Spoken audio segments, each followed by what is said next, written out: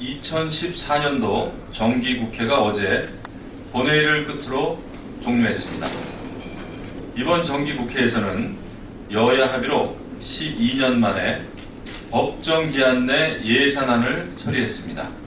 하지만 세월호 특별법으로 인한 국회 공전사태, 감사 대상만 터무니없이 많은 부실 국감 등 고질적인 문제들로 국민 앞에 부끄러운 모습도 보였습니다.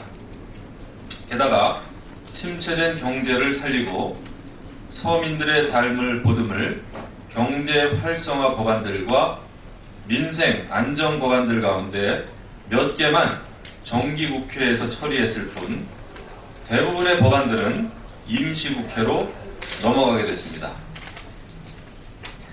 정기국회 회기 종료는 끝이 아닌 새로운 시작입니다.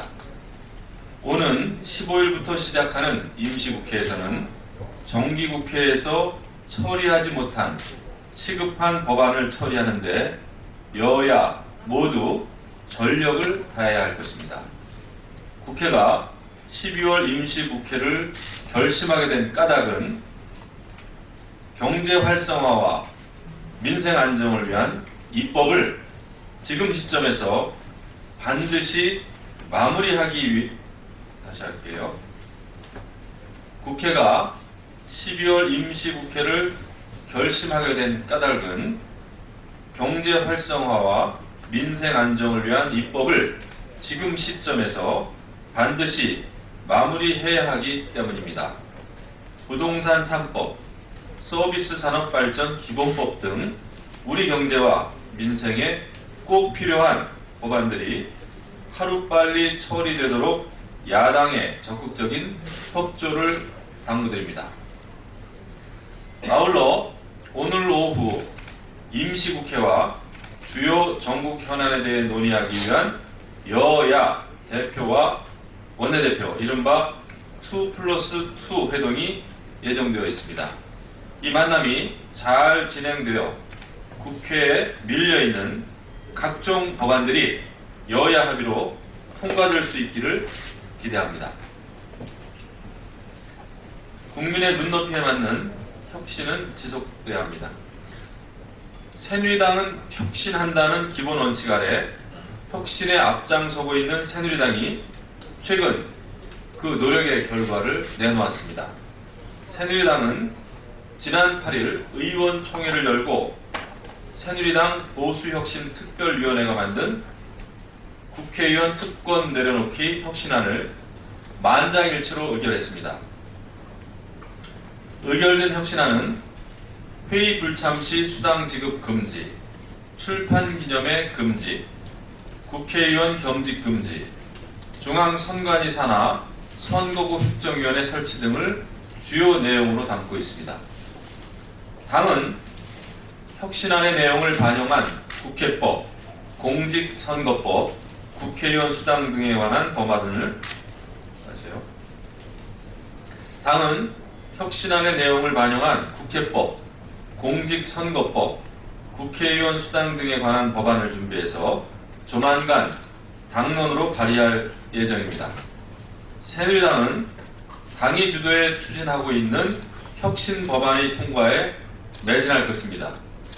이를 시작으로 국민의 상식과 눈높이에 맞는 혁신을 지속적으로 추진할 것을 약속드립니다.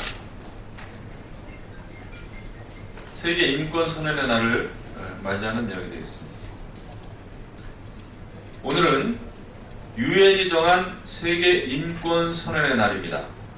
66년 전 세계는 두 번의 큰 전쟁과 홀로코스트라는 반인륜적 참화 이후에 다시는 그 전철을 밟지 않기 위해 세계 인권선언의 날을 만들었습니다. 서로 다른 정치체제, 종교문화적 배경을 뛰어넘어 보편적 가치를 담아내고자 한 세계 인권선언은 모든 사람은 태어나면서부터 자유롭고 존엄과 권리에 있어 평등하다고 규정하고 있습니다. 그러나 이러한 보편적 진리가 북한에는 적용되지 않고 있어서 안타깝습니다. 지난 2월 UN 북한인권조사위원회 보고서는 북한의 조직적이고 광범위한 인권 유린 현장을 고발했습니다. 또한 2만 7천여 명의 탈북자들을 통해서도 북한 동포들의 삶이 얼마나 참혹한지 그 진실이 드러나고 있습니다.